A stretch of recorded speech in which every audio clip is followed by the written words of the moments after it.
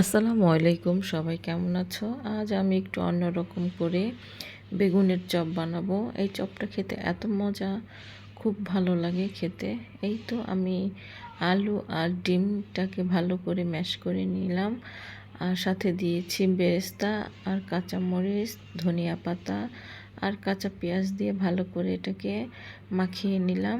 মাখানো হয়ে গেলে এখন আমি বেগুনিগুলি পাতলা পাতলা করে কেটে নিয়েছি।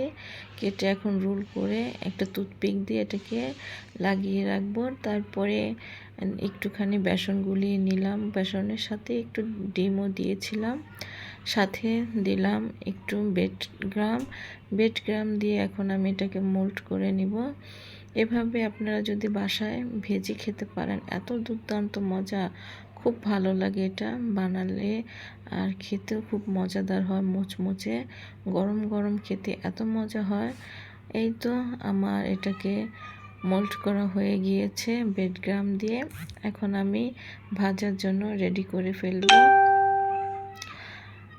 সাথে আমার বড় মেয়ে ছোট মেয়ে দুজনেই ইফতারির কাজ করছে। রোজার দিনে আমরা মা মেয়েরা সবাই মিলেই কাজ করি, কারণ ইফতারির আগ মুহূর্তে কাজের অনেক চাপ থাকে।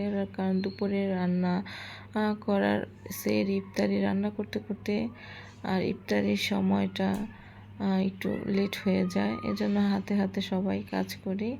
বড় মেয়ে টেবিল গোছাচ্ছে আর ছোট মেয়ে আমার সাথে ইফতারি বানাচ্ছে।